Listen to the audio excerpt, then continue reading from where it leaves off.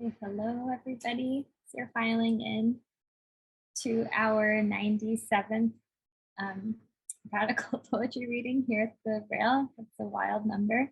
We're really, really thrilled to welcome you all and to welcome Connie Mae Concepción Oliver, who has lovingly curated today's reading, featuring Katerina Canyon, Dan Shapiro, and Viento, Izquierdo, Ugaz. Thank you guys so much for all the labor it takes to be here. Before we get started, the Brooklyn Rail acknowledges Black Lives Matter and that here in New York, we are on the Nape-Hoking, the unceded land and waters of the Wappinger, Canarsie, Munsee, and Lenape people of the Delaware Nation and Shinnecock Indian Nation. We recognize land acknowledgements are not a replacement for actual necessary decolonial work, but a reminder of place, of the legacies of dispossession and enslavement that sustain and enrich the stolen land we speak of. And yeah, this reading will be recorded for our archive. We will be linking to that. And yeah, I don't want to take up any more time, so I will introduce Connie, who will be reading first today. Poet and artist Connie Mae Concepción Oliver lives in the San Francisco Bay Area. Her first book of poems, Cosmos, A Personal Voyage by Carl Sagan, Andrew Stephen Soter, and me, Operating System, 2017, is about nuclear disarmament. Her second book, Science Fiction, From Sweet and Devil, is an homage to Miami-Dade County and color photography in the early aughts. We're really so excited to have you here. Thank you again. I'll pass the mic over to you. Hi, thank you so much. Thank you so much for having me. Thank you to the Brooklyn Rail and to the whole team helping to put this together. And of course to Viento and Dan and Katerina. I'm so excited to be reading alongside you. These poems that I will be reading are from a manuscript titled Dormilona, which is a bilingual book of poems about sleep and dreams and about matrilineal culture in my family.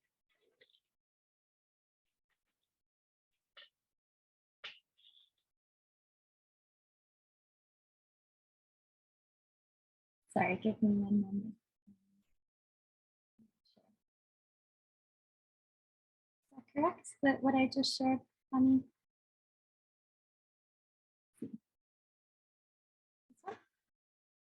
No, this is Vientos, right? I don't know that I see, it says that screen sharing has started. Yeah, I'm sorry, just give me 1 second. Yours has disappeared from my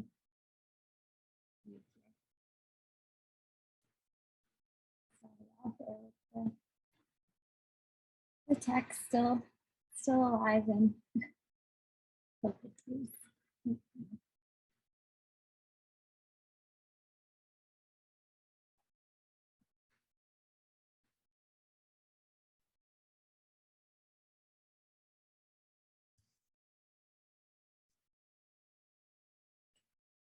you patience. Try this. Go ahead, take it away. Thank you. Manzanilla, te lo quita todo. Con la fuerza de mi voluntad, el Espíritu Santo te esponja la almohada.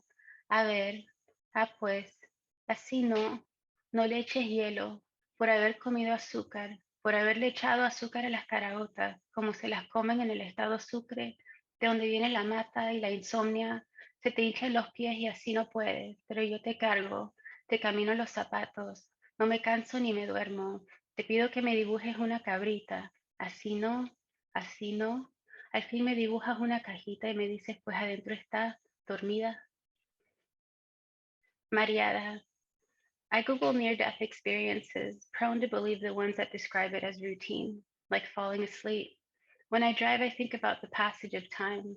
I think lots about how it feels to think something won't happen for a long time, but then there it is happening. The temporal distance turns out to be no distance at all. The wait, no matter how long, is always nothing. Time the mother, time the story, time the amniotic vertigo. If nobody is ever really gone, as they say, then perhaps nobody has ever really been here. Maybe we've never been anywhere. Maybe time has never passed. When I started writing this book, it was different. But as writing went on and as pages were added, death was eventually braided in. It is true that I was rolling Abuela's hair in melon-colored Velcro curlers in 1998, but it's also true that immediately after I wrote this book, immediately after she died, I started the car, then arrived. Just as empty space is a myth, so too is the alleged empty space between temporal markers. Here we aren't. One can be as alive as dead, but what a heavy word, dead. Not especially better, but different is muerta. Perhaps it's worse, a troubling evocation of morder, and a macabre little rhyme with puerta. Isla Margarita is 25 miles north of the Venezuelan mainland in the South Caribbean. My family took a ferry from Puerto La Cruz. I had just read Island of the Blue Dolphins for my 5th grade class, and this coincided with my first dolphin sighting. They chased us all the way there. En el espacio sobre el dormido mar. My neurofeedback technician congratulates me over the phone on the optimal functioning of my brain. I've been scoring points in the deep zone over the last 2 weeks. Someone on TikTok says a path to healing is to nurture the child within, to find them and give them love, if even retroactively. But then I think, what about the me of last April, searching for potting soil at Home Depot, neither mythologized nor time brushed? I think of my synapses like the shivering dial tone, the trill of sticks and hands. So many of these songs are about wanting to sing but not knowing how to. Sing as in signaling the sadness of a continent coursing through European instruments. I think of my synapses like the shivering family tree, my ancestors teaching their children how to fish, writing poems in the sand, and then bashfully brushing them back to oblivion, eyes burning. Thank you.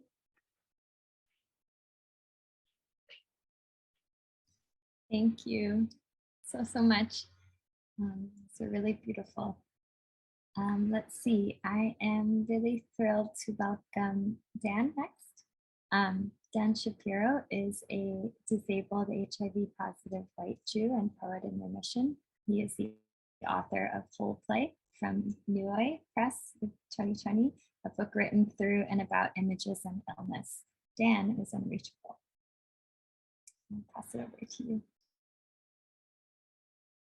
Thank you so much. And that was beautiful, Connie. I'm so happy to hear your voice again and see your face after a long time.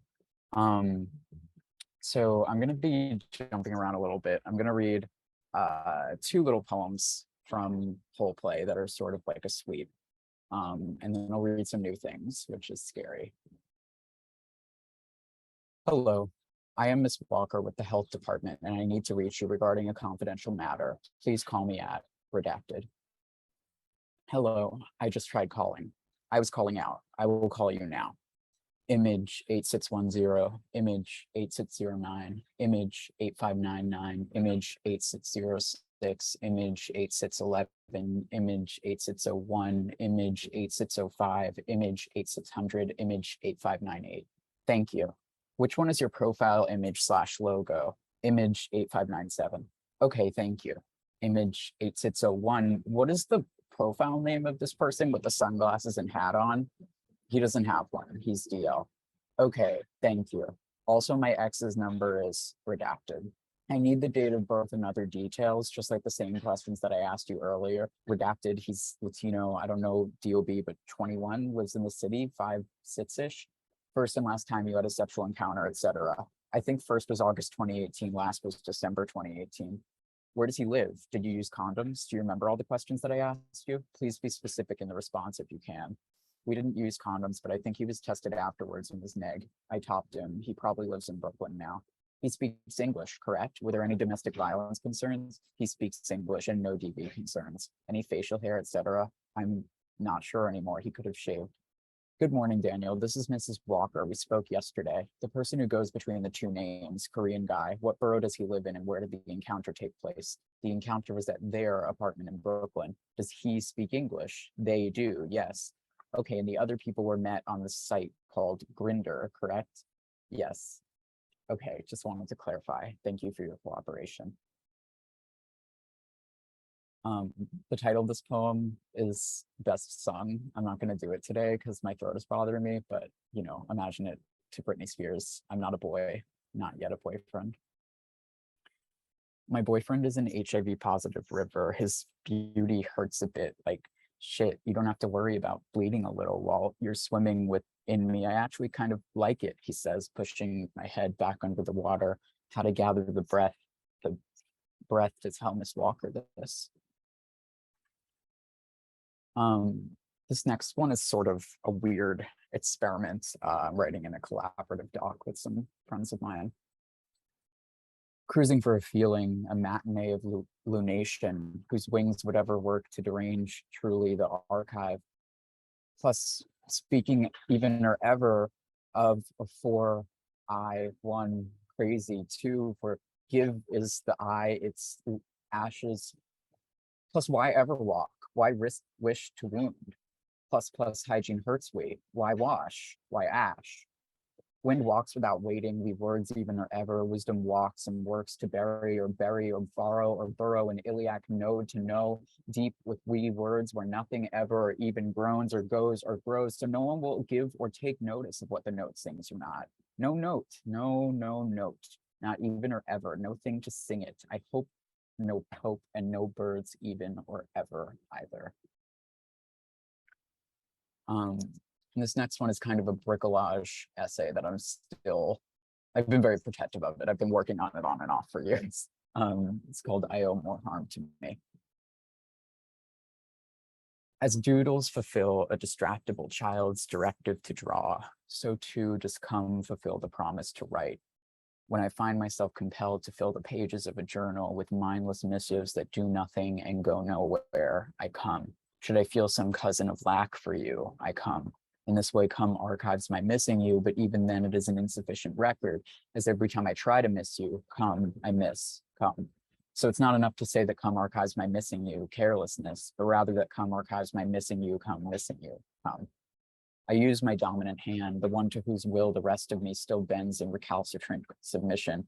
But no matter how often I write you, come, still I cannot quiet my suspicions of handedness as supremacy, that curious biologic which stubbornly insists on deputizing one hand to miss you over the other.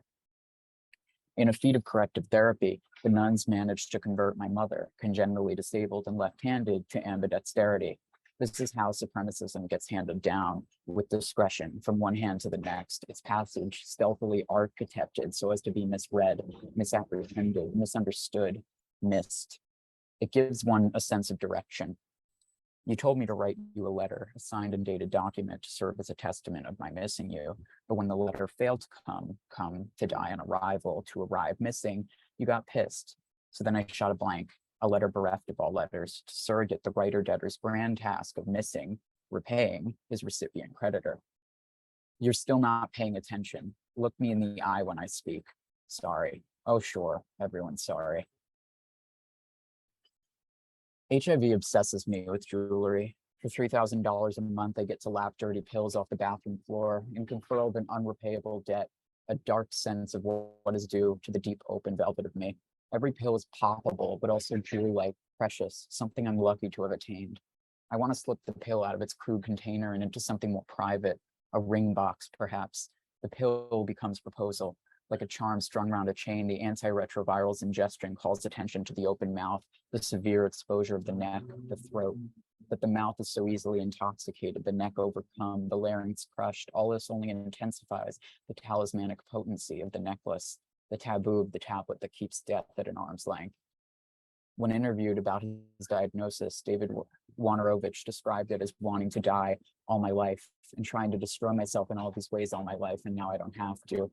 I understand the strange peace of mind that comes with embracing the concentric harmonies and ironies of chronic suicidality and seropositivity, the perverse want for all lovers to hurt all lovers. I'm speaking not only metaphorically, but also in the sense that HIV owes much of its propagation to the process of chiroptosis, an inflammatory form of programmed cell death, also called mass cellular suicide. As such, suicidality and self-harm act not as mere symptoms or images of my illness, but as the very real vectors that facilitate its transmission down to the intercellular level. I don't know why so many people feel the need to apologize to me for a virus they didn't give me. Perhaps they're not really sorry to me at all, but for me, out of some inferred indebtedness to me. Of course, an apology that flows from debt can only be sorry to its debt, can only pass on its debt.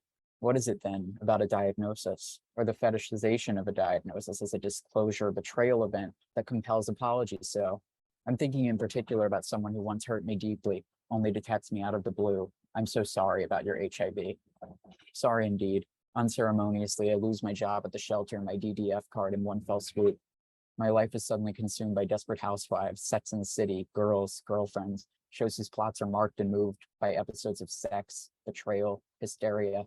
At some point, O tells me that E.T. by Katy Perry is about pausing. I find myself alighting on the Wikipedia entry for bug chasing, staring at the header, "Fuck of death redirects here."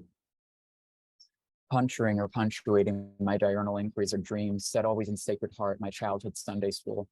Every night reprises the same scene, the nuns, our teachers, touching, taking, cannibalizing our hearts. I'm told that it used to be unimaginably worse, that the old drugs would have entire wards of AIDS patients.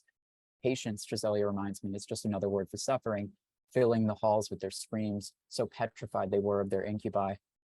Perhaps my dreams signaled me to betray all that I have been taught to know and hold as sacred. Perhaps I should stop taking my Biktarvy so close to bed. What does betrayal mean to you? Trezelia asks. I don't know. Only that my dreams neither work nor care for me. I must not be their God. Some things have been told I am undetectable, untransmittable, unreachable. That these all equal and risk each other in a violent Cartesian calculus is par for the course. In fact, I might go so far as to say that my sexually active years have been thoroughly saturated with public health messaging that hinges upon the humanistic and its simulationist logics of the equal sign, the Human Rights Campaign logo, love equals love, undetectable equals untransmittable.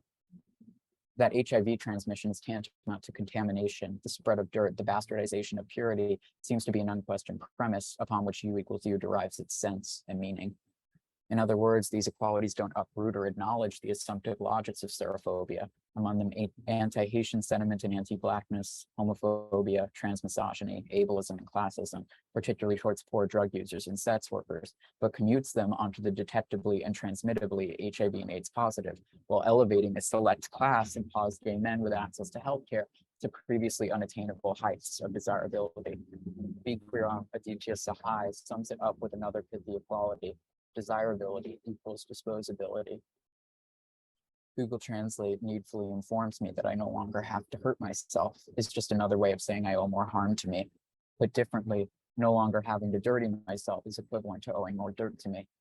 I can't help my mind from conjuring images of equal signs, a sweated sickbed, someone's laptop or car bumper covered in stickers that read U equals U, love equals love, imagine a world without AIDS, imagine a world without HIV. Imagine an equal sign as hot, as large, as looming as the sun. Imagine the smell of disinfectants. Spread love, not hate. Spread love, not germs. Pesky thing about germs, though, despite our best efforts, they find a way to love, to teach, to touch just about everything. Thank you so much. Thank you, Dan. That was really amazing. Could keep going. Just want to was everyone able to see the screen share for the last one? So we're just having some weird glitches with some too, but to introduce Viento next. We're so lucky to have you here. Based between Lima and New York, Viento, izquierdo, ugaz is a founder of Peru-based Curates, a mutable platform where trans folks visit together virtually and IRL, co-organizer of Body Hack, a NY global mutual aid happy hour for trans and non-binary people, and co-founder of Rogue Beef, an upcycled denim brand seeking to put clothes in capitalist modes of exchange. Viento is a consultant with Transgender Equity Consulting and a current Leslie Lilly Museum and Emerge NYC fellow. We're thrilled to have you here, Viento. I'll submit to you. Thank you so much for having me. I'm Viento, everyone, and this is Ocean. He's decided to be part of the reading today too. And actually he's in some of these poems, so I think it makes sense that he's chosen to be here. So I'll be holding him while I read. Cool. Are you're sharing? Okay, here you go. Perfect. Thank you, Carolyn. Cool. Unconditional love. I choose myself today and for the rest of time. I close my eyes and open them in 2001. Immigrant child in green dress, sitting on hand-me-down kitchen table in one-bedroom apartment shared with their family. Aire sudoroso mayamense, thunderstorms that reverberate the earth, doing their homework because it feels like the only thing they can control. But English is killing them poquito a poquito. They're trying to unlearn an accent they didn't even know they had. They wrap a hot dog in a half a paper towel and microwave it for 30 seconds. They watch Dragon Tales and pour some water into a cup of noodle. Later, mommy calls to tell their 12-year-old sister to talk their 12-year-old sister through making dinner. They make the rice while their sister seasons and set the table.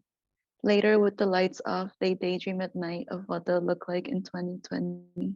Who will they be? Will they be loved? Will they be free? I close my eyes and open them. I whisper in their ear, choose yourself, baby, today and for the rest of time. And they will. I have a tradition of writing a self-portrait on my birthdays. It's just been helping me to imagine myself every year and who I was and who I am. Anyway, this is from last year. Self-portrait at 29. My peace over everything. Sun filters through my window, waking me up, dreaming again of my father trying to reach me. Oceans, paw prints on the blanket. No is a motto. I had normalized abuse so much that I'm still surprised, meeting people who have never been in an abusive relationship, and my body shows it too. My wrists have been hurting, and the doctor says nothing is broken or fractured, but there's things that are unprocessed there that he doesn't know about, waiting to be released by me. Now I've gone months without being yelled at or made to feel like trash by someone I thought loved me, and I can't believe I can call that a feat. I don't allow it anymore. Maybe this poem is uncomfortable, but it's true, and I don't feel shame about it anymore. The older I get, the more like myself I feel. I still have so much love and joy to give, and I also want to receive it. I'm terrified and terrifying, intense and demanding, and you don't have to like me for me to like me. I make no space for mind games, and I'm on trans time always. It's been a year since I moved back home to Peru, and even with the chaos, I'm grateful. I call my grandma at least once a week just to hear her laugh through her gold teeth. We have the same laugh. It's like an incantation, I think. She's the only one left. I haven't hugged her in a year, but before that, I hadn't hugged her in many years, so I know we'll make it. Pineapple for breakfast, lunch, and dinner. I just want to sit in the sun and dig my bare fingers in wet sand. Breathe deeply. This next poem mentions a name that I no longer use, but I think I really like this poem, so I wanted to share it. And also I was just diagnosed with ADHD like a few months ago, very late in life.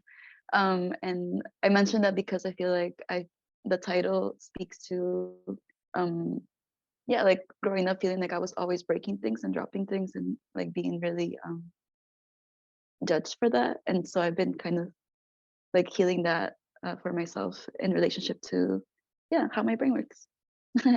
So yeah, if it spills, it's okay. We'll just clean it up. Hey Hime, did you smile today? Hey Hime, did you keep a list of what you did? Hey Hime, breathe. I promise it helps. Hey Hime, did you kiss ocean today? Did you call La Mami? How much water have you drank? Probably not enough. Hey Hime, when will you find a new name? Like viento or caos. Not everything has to be a poem, you know. Sometimes things do fall apart, says Nash. sitting at Greta's in a silky cream brown dress. She's drinking a hot tea, Earl Grey maybe. The white hairs coming in look like shooting stars in her curly black hair. If the zombie apocalypse comes, let them take me, I say. We had a good run, says Nash. It was definitely an Earl Grey.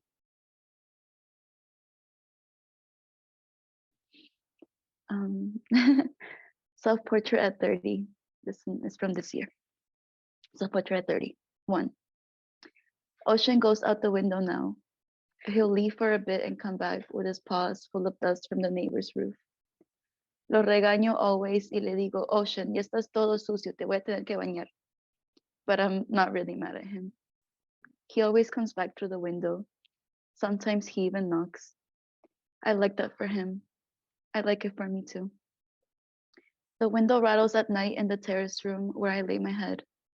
Ari gets nervous and I hold him closer as I'm transported back to those Florida wind gusts and floods. Here the earth reverberates. I chose the name Viento. It came to me in a dream and in a song. And also I think maybe it was just there, sleeping for a little while. I think of the names my friends have chosen for themselves. Rio, Cielo, Cisne, Chasca, Viento. Together we are a landscape that defies the definitions of nature. Not nature herself, as we are nature. 2. Sometimes my hands are ice cubes like my father's. My wrists start to tingle and I'm trying to keep up with what they're asking of me. It's true that I'm afraid, but I'm also embracing the power that is in them and the genealogy of my chronic pain. I play the drums now on Wednesdays and Fridays. Every tukutu tukutu melts the ice. 3. Yesterday I visited my big brother's grave. No one is selling flowers outside the cemetery anymore. Or maybe I was too late. I try not to, but I'm always running. The cemetery closes at noon, but you can buy a ticket for a guided tour del miedo after 6 p.m. I think it's weird and sad. Even in death, my brother has an address, a place where he lays his head.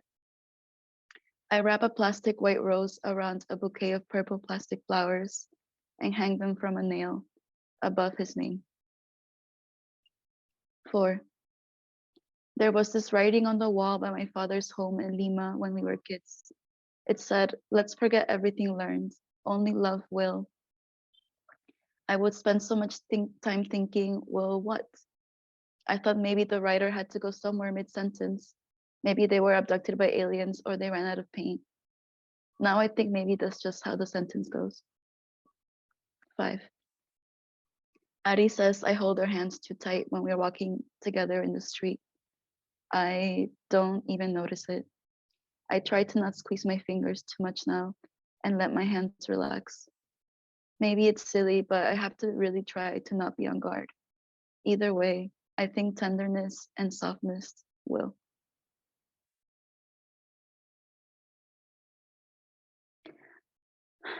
This is Night Roller Coasters, and it's a poem that I wrote for my friends Candace, Tayosi, and Omololo. I wrote this poem in the dark, lit by the flashing lights of the airplane wings. I think I might live on an airplane now. It's cold and dark, but the sunsets, oof. I have this recurring dream in which I miss my flight and it's always at the same airport. It's a cylinder and the plane sits on a circular platform. Inside the boarding gate with no exit, lots of windows. Maybe I live in the perpetual chaos of missing my flight. This last time though, it might have been divine intervention, divinely planned, as Omololo would say. Candace passes around 2 blunts from each of their hands in the post-haze of soup dumplings and veggie wonton soup. We take turns playing our favorite songs. I can't stop smiling even in the midst of all the chaos. Maybe it's the trees, maybe it's the blessing of my 30s, or that coming spring breeze kiss. Sitting around Omololo's bedroom table, listening as she tells us a story. Tayosi says, the way Omololo always been a drum, beautiful as drum, the blunt still circling around. One thing about viento, says Candace, They're always sending a voice note. There's no rooftop for our laughter. Wine gets poured, lighter gets lit, and a beautiful chorus sings. Yellow, orange, and purple light shining on our skins. There's a plane to catch in the morning. We wake Candace from their slumber and they whisper, night roller coasters. Cool. And this is my last poem. Reese is a queer twilight zone. On its own dilapidated clock that says trans time is infinite, my love. In the spiral of the sand, sea, and algae, you will run into the people from your past lives.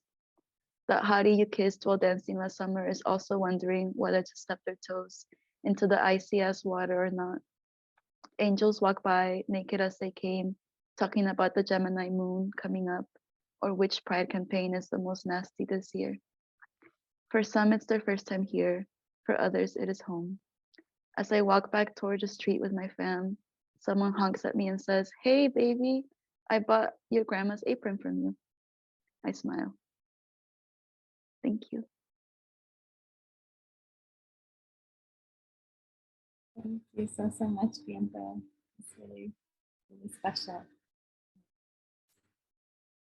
Also, let's see, I'm really thrilled to introduce Katerina next. Oh yeah, I see you. Hi, Katerina, welcome.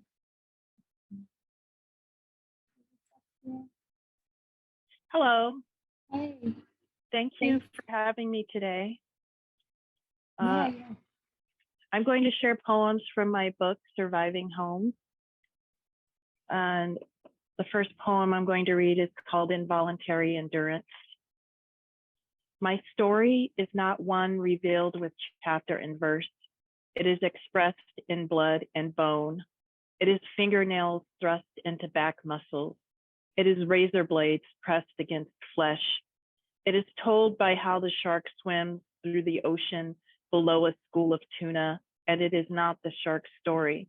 It is the school of tuna searching along the vast, dark but sunlight-speckled ocean while knowing they have everywhere and nowhere in the world to flee.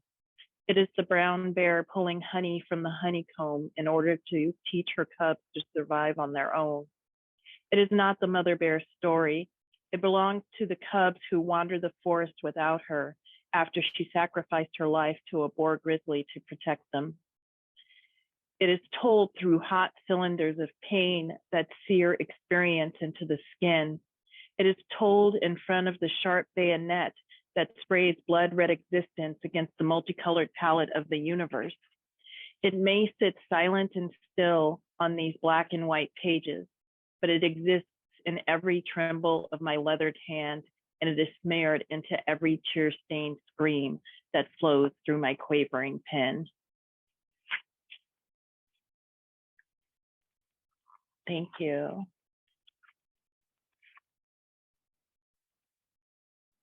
This one is called My Pain Is Sculpted into Art for You to Consume. Here is my pain, gunshots echoing into the night, bullets whizzing past me as I flee across abandoned lots, heroin hidden behind the pink bow in my panties. Consume it.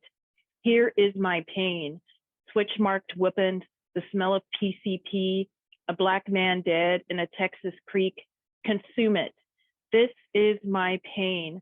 My mother beaten black by my father beaten blue by police over my voice. Consume it. This is my pain. My furniture pushed past the sidewalk while LA marshals watched and my friends stared. Consume it. This is my pain. Getting stopped by police for mumbling reasons, getting searched without cause, being followed in fear. Consume it. This is my pain. Watching my black mother die while watching white women live with the same thing, seeing my tiny baby thrive among fat white babies. Consume it. This is my pain. Watching black babies die. Consume it. This is my pain. Watching black boys die. Consume it. This is my pain. Watching black men die. Consume it. Discuss it. Write it. Allow it to give you verbal diarrhea on CNN, MSNBC, and Fox News. Give it a Black Lives Matter hashtag and then do absolutely nothing. This one is, I felt my brother's wrist bound around a phone pole by handcuffs in the dark desert night. I heard his screams and the whips crack like thunder following lightning. He was 13, I think. I was 15, maybe. That time sits in a cloud without minutes. I just remember twitching as if each crack were against my back, but they were not. I am just a witness.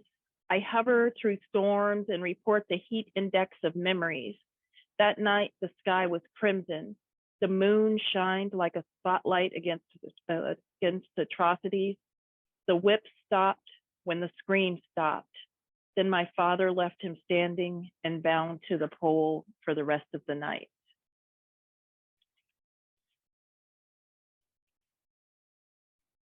This one is called Authority Questions. Would it have been different if I were white and if I had blue eyes and I lived on a ranch with 500 head of cattle? Would the doctor have still called me a liar, which he did?